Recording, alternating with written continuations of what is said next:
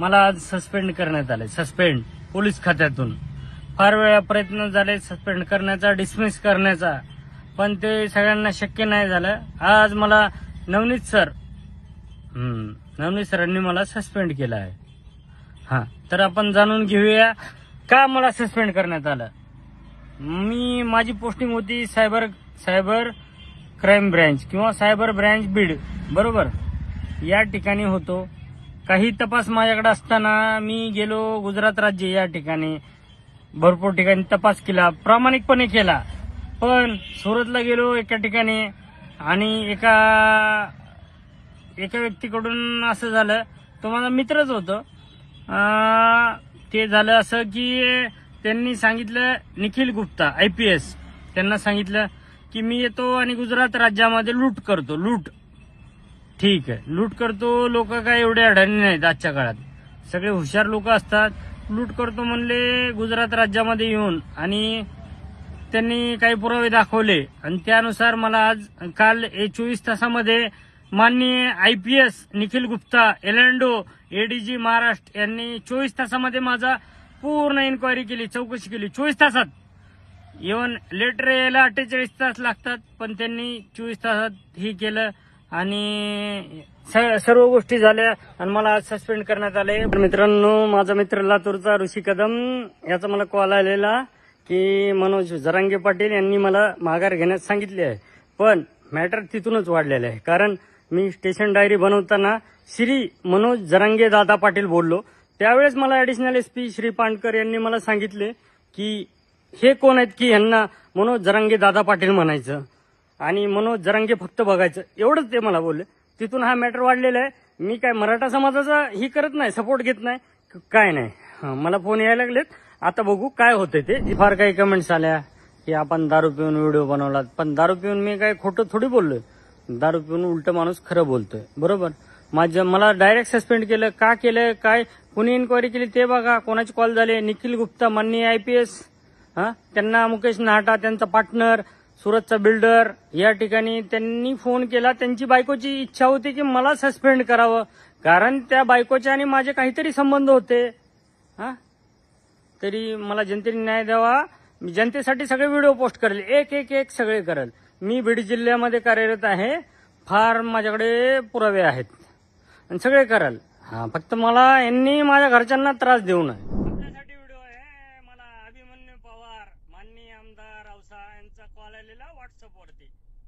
बस जेव्हा मी मुंबईला कार्यरत होतो त्यावेळेस हे अभिमन्यू पवार मुंबईला होते. माननीय फडणवीस साहेबांचे PA, यांना मी 5-10 हजार खर्च करायचो आणि हे आज 2000 करोडचे मालक झालेले आहेत. असू द्या, होऊ द्या. माझे आमदार आहेत, माझे कधीतरी काम करतील, पण त्यांनी आता मला दबाव टाकू नये. माननीय फडणवीस साहेब सुद्धा धुतल्या तांदळाचे नाहीत. त्यांनी काय काय केले आणि कुणाच्या थ्रू केलेत. माझेच पाहुणे बेंबडे आणि आनंद गायकवाड, आमचा नगरसेवक लातूरचा, त्यांची प्रॉपर्टी बघा.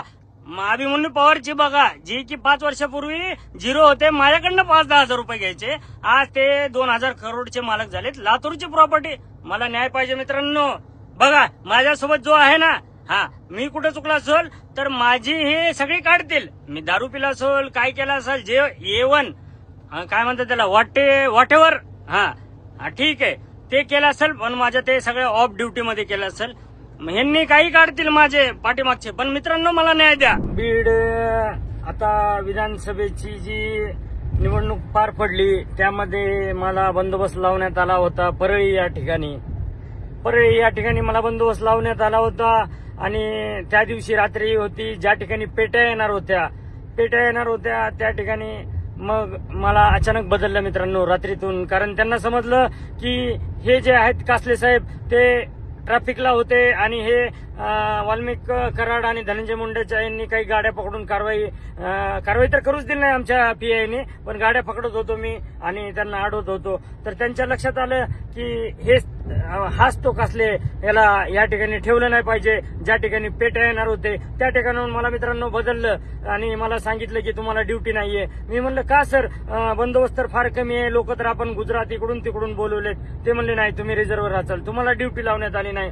मी सगळ्यांना विचारपूस केली का का नाही मला ड्युटी लावली. मला वेगळं वाटायला लागलं सगळ्यांमध्ये. सगळेजण ड्युटी करायला लागले, मला वेगळं. मग दुपारचे 12 वाजले मित्रांनो. आणि मग 12 वाजताना एक माझे मित्र आले आणि त्यांनी मला गाडीत म्हणले चला आपण जाऊ जेवायला वगैरे. त्याच्या आधी एक गोष्ट घडली मित्रांनो.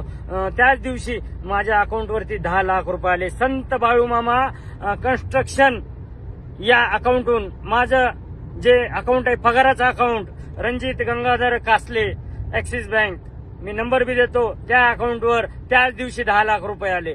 का आले 10 लाख रुपये याचा शोध लावायचा. माननीय मुख्यमंत्री देवेंद्र फडणवीस यांनी का आले 10 लाख रुपये माझे त्याच दिवशी. आणि मला एवढा बंदोबस्त कमी असताना का ड्युटी नाही लावली. आणि त्या दिवशीचं मला लोकेशन यांनी माझं लोकेशन काढायचं. मला करमाळापर्यंत यांनी घेऊन गेले, मला बार्शीपर्यंत. त्या ठिकाणी मी या 4 लोकांच्या पाया पडलो की मला सोडून द्या. त्यावेळेस मग माझ्या जवळच्या एका मित्राला फोन केला आणि मी त्या ठिकाणी म्हणलं अरे बाबा मला वाचव. आणि मग तो त्याच्या घरी घेऊन गेला. आणि ह्याचा पण शोध लागला पाहिजे मित्रांनो. ही बीड जिल्हा नुसता दहशत करणारा जिल्हा आहे मित्रांनो. माझी इन्क्वायरी लागली. माननीय IPS निखिल गुप्ता सरांनी इन्क्वायरी दिली. आमचे IPS बीड जिल्ह्याचे माननीय श्री नवनीत सर, पहिल्या नावाने बोलतो मी कारण ते सगळ्यांना पहिल्या नावाने बोलतात, खूप चांगले अधिकारी आहेत. त्यांनी माझी इन्क्वायरी लावली आणि 12 तासामध्ये 24 तासात रिपोर्ट मागवला होता गुप्ता साहेबांनी आणि 12 तासातच पाठवला. माननीय नवनीत सरांनी, ऍडिशनल सरांनी माझी इन्क्वायरी केली 1-1.5 तासामध्ये. जी ऑफिसला करणार होते त्यानंतर बोलले की हेडक्वार्टरचं RPIचं ऑफिस असतं तिथे या, तिथे इन्क्वायरी करतो. त्या ठिकाणी माझी डिमांड केली पैशाची. ती डिमांड मी काय पूर्ण करू शकलो नाही. त्यानंतर माननीय SP सरांनी 6 वाजता पुन्हा माझी ऍडिशनल साहेब यांच्या सर इन्क्वायरी केली. त्या ठिकाणीही माननीय नवनीत सर यांच्याकडून ही डिमांड झाली मित्रांनो. कोण दुसऱ्या तांदळासारखा नाही हेच मी सांगतोय. डिमांड झाली, पूर्ण नाही झाली. माझी आज सस्पेंडची ऑर्डर निघाली मित्रांनो. माननीय नवनीत सरांनी मला सस्पेंड केलेलं आहे. बघूया काय होतंय पुढे. आणि ऍडिशनल SP सर यामध्ये हे आहेत. कारण मी काल माझी जेवढी ही होती, माझी म्हणजे 2-5 लाखाची अवकात होती. मी म्हणलं सर तेवढे घ्या आणि प्रकरण मिटवा. पण त्यांचा खूप मोठा आवाज होता, ते काय पूर्ण करू शकलो नाही. आणि माननीय SP सरांचाही खूप मोठा आवाज होता, ते काय मी खरे तर अधिकारी असतील ना, इमानदारीने सांगतो मित्रांनो, जर प्रामाणिक अधिकारी असाल बीड जिल्ह्याला तर अविनाश बारगळ साहेब खूप प्रामाणिक होते. ते अविनाश बारगळ साहेब खूप प्रामाणिक. ज्यावेळेस धनंजय देशमुख यांचं प्रकरण झालं ना, धनंजय देशमुख नाही काय संतोष देशमुख यांचं प्रकरण झालं, त्यावेळेस माननीय SP सर रजेवर होते. रजेवरून आले मित्रांनो, त्यांचा काही दोष नव्हता. पण त्यांना डायरेक्ट इथून या ठिकाणी बडतर्फ केले. पण तो खूप प्रामाणिक होता. त्यांनी बीड जिल्ह्याला सर्व काय म्हणतात धंदे जे असतात ना, इलिगल धंदे त्यांनी बंद केले होते मित्रांनो. ते फक्त अविनाश बारगळ. माझ्या आयुष्यात 20 वर्ष झाले सर्व्हिसमध्ये. जर इमानदार अधिकारी असेल तर तो अविनाश बारगळ. आणि 15 दिवसात फडणवीस साहेबांनी त्यांची बदली केली. आणि असे नवनीत सर आले जे की मला डिमांड करत होते आज, ते नाही पूर्ण करू शकलो मित्रांनो. पुरावा नाही माझ्याकडे, पण तुम्ही समजून घ्या. आता पुरावा बी केला असता, पण जाऊ द्या. बघा आता मित्रांनो, मला न्याय द्या बस. हा माझा आता अजून व्हिडिओ येतील मित्रांनो. दबाव तर यायला लागले आहेत. आता हा